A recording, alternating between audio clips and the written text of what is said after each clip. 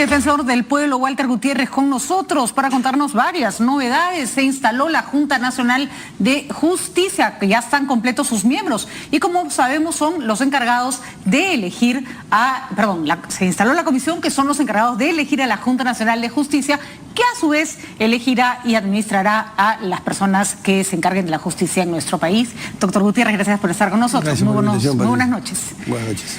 Bueno, ¿cómo fue esta primera instalación? ¿Cómo va a empezar a trabajar la comisión? ¿Cuándo tendremos, ya sé que es demasiado preguntar demasiado pronto, pero cuándo tendremos ya un indicio de que la Junta puede estar funcionando? Yo creo que tenemos buenas noticias. El día lunes nos hemos instalado, ya la comisión especial está completa con sus 7 miembros y luego de esa instalación nos hemos echado a trabajar, hemos empezado a discutir el reglamento de la comisión especial.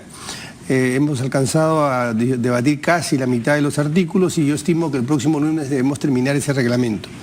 Paralelamente hemos desarrollado ya algunos lineamientos de lo que vendrían a ser las bases del concurso.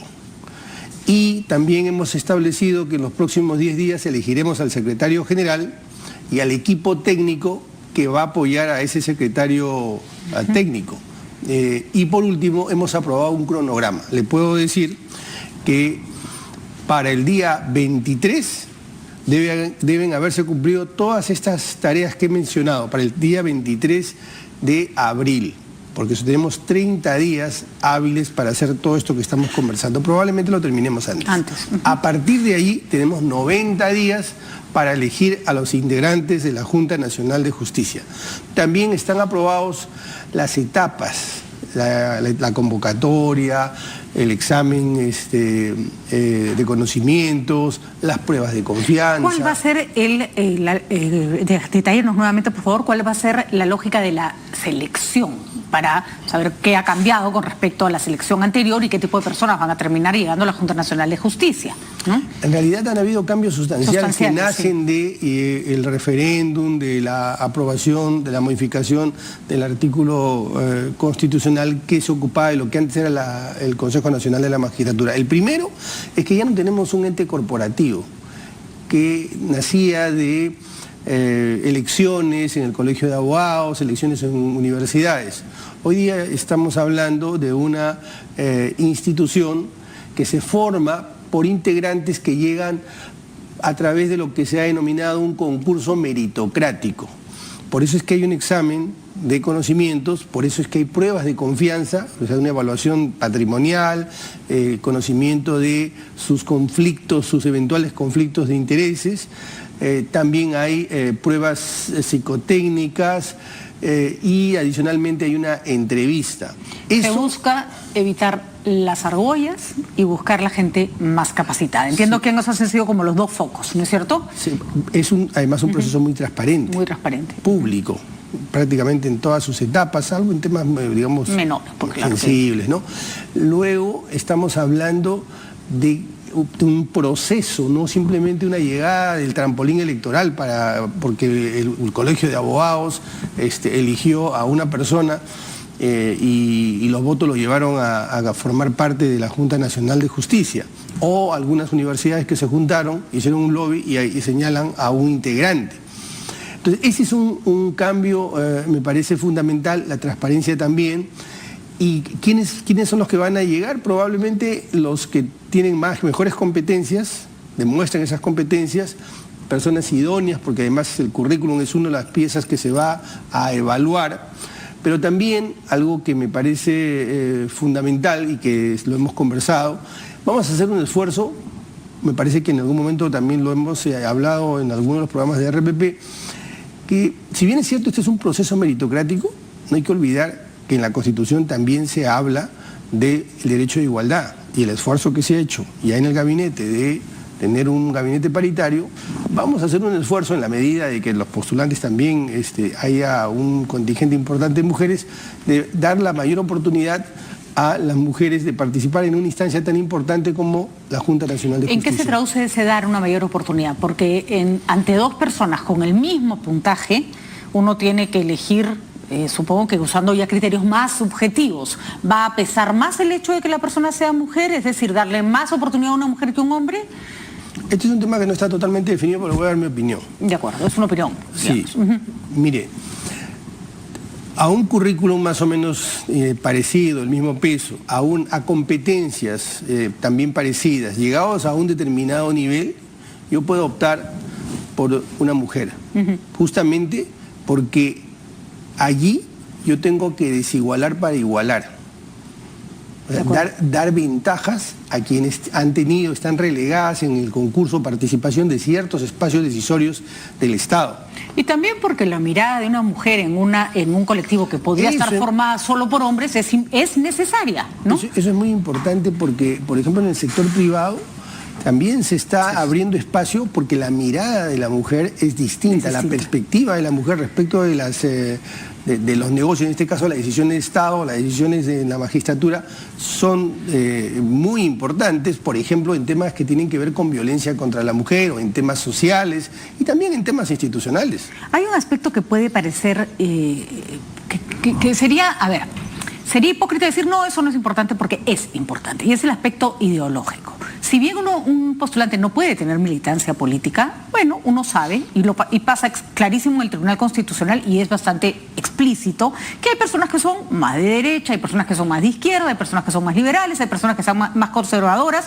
En realidad no tiene nada de malo ser de uno u otro, pero hay personas distintas. Y nunca es bueno que cualquier grupo de esta naturaleza esté formada por personas que todas piensan para el mismo lado, porque si no van a siempre ver las cosas desde un mismo cristal. Particularmente yo y probablemente muchos quisiéramos que sean personas más de centro izquierda, personas más liberales, pero no es justo para quienes tienen otras visiones del mundo no discriminatorias, pero que son que digamos priorizan algunos otros valores que para mí no son prioritarios. Pongo un ejemplo, estoy hablando de las personas en general. ¿Cómo se maneja eso a la hora que se tiene que elegir un ente tan complejo como quienes a su vez van a elegir jueces, ¿no? Y fiscal? Yo creo que en ese punto deberíamos distinguir dos cosas. En primer lugar, lo que es la militancia, el activismo. Así es. Es decir, un secretario general que más allá, que podría no tener ideas, incluso formar parte de un partido político y no tiene, es güero de ideas, ¿no es cierto?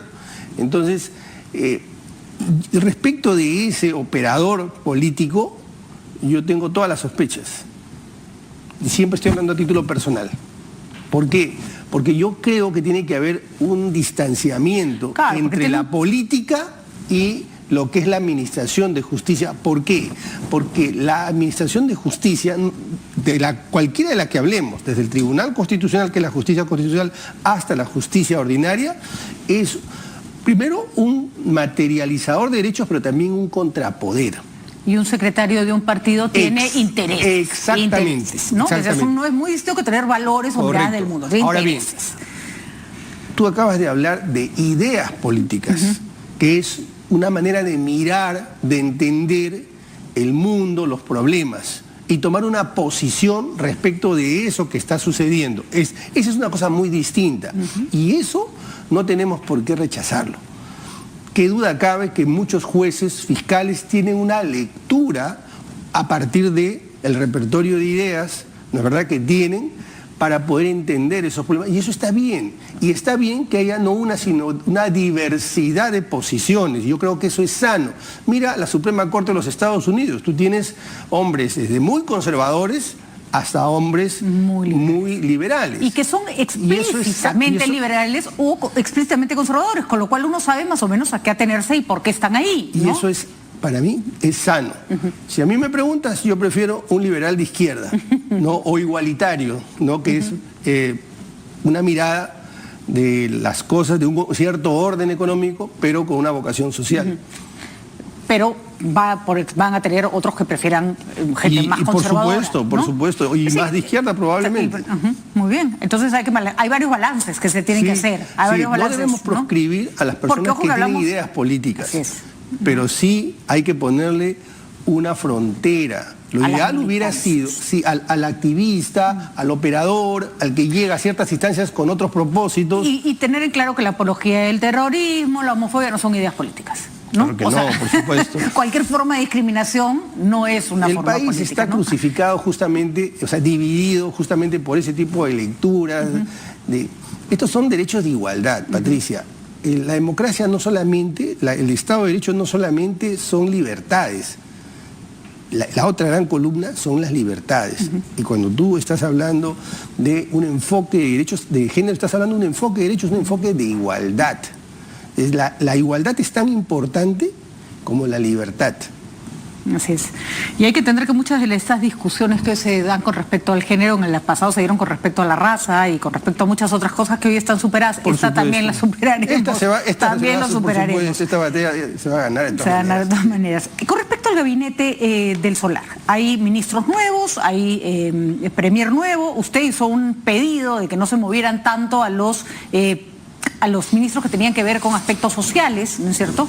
Porque generaba falta de continuidad y eso finalmente afectaba a la población. Hay quienes lo criticaron por haberse metido donde no debiera, como particularmente creo que el defensor del pueblo tiene derecho a opinar, para eso es defensor del pueblo. Finalmente, ¿qué le ha parecido esta conformación del gabinete? ¿Le parece no es que se ajusta a sus... Le agradezco mucho esta pregunta. No, pues que francamente, Le agradezco mucho esta pregunta por varias razones. La primera de ellas es porque literalmente es competencia del defensor del pueblo, artículo 162 de la Constitución, preocuparse y ocuparse de la buena marcha de la administración del Estado.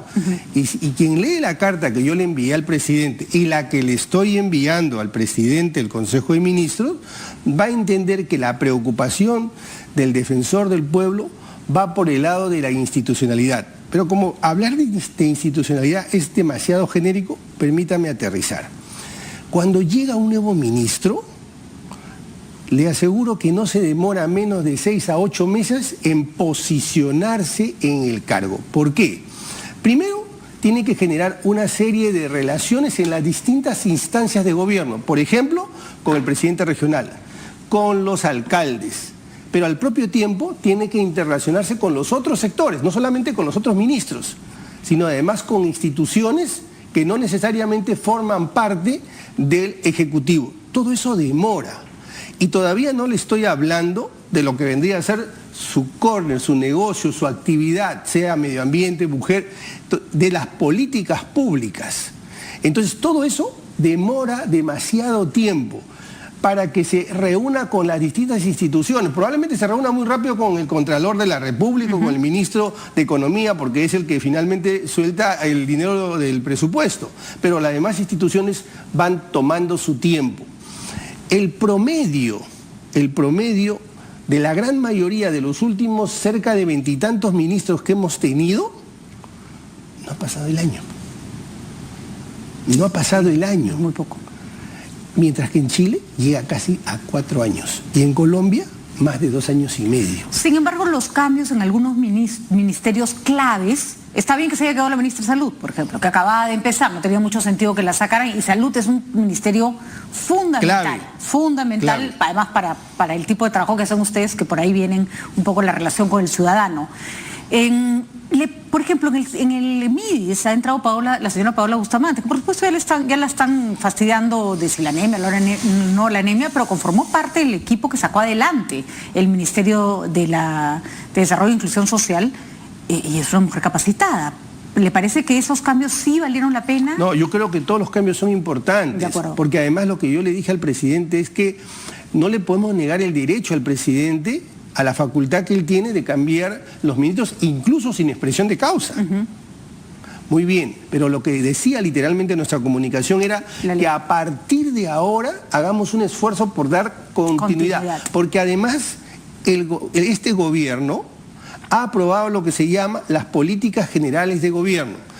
Esas políticas generales de gobierno tiene 5 ejes. El primer eje es la institucionalidad para la gobernabilidad, que quiere decir tenemos que darle continuidad. Entonces, coherentes con esa misma política que se ha aprobado, la número 1, entonces hay que darle continuidad.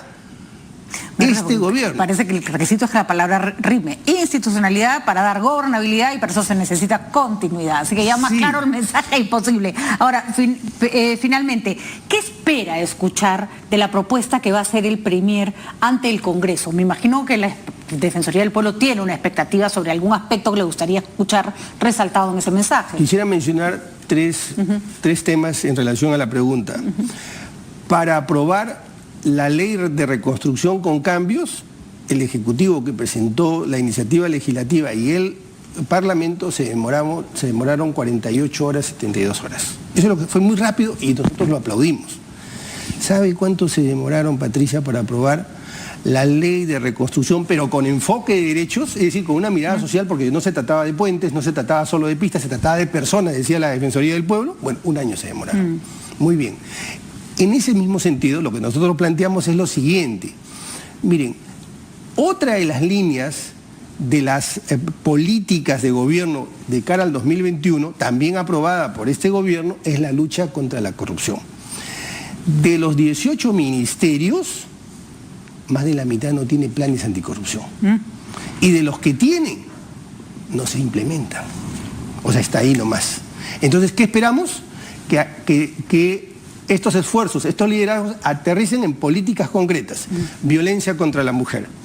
La ley que detiene, que ataja la violencia contra la mujer y contra toda la familia y contra la niñez, tiene una norma que establece que tienen que crearse instancias de coordinación entre los gobiernos regionales y de todos los sectores. Cada vez que he visitado uno de estos gobiernos regionales, no están instalados. Entonces, ¿cómo vamos a poder combatir efectivamente? ¿Qué esperamos? Esperamos que el ministro anuncie justamente una implementación y un monitoreo desde el gobierno, que también lo va a hacer desde luego la Defensoría del Pueblo. Muy bien, defensora. Ahí están claras entonces cuáles son las expectativas de la Defensoría. Le agradecemos mucho haber estado con nosotros esta noche. Ahí está la postura del Defensor del Pueblo con respecto a lo que se quiere del próximo gabinete. Me han estado preguntando cuál era la obra que había recomendado. ¿Quién es Otelo? Se llama la obra. El director es Franco Isa. Él hace la adaptación. El teatro es Arangua en Jesús María. Vayan, de verdad, la van a disfrutar. Gracias por estar con nosotros.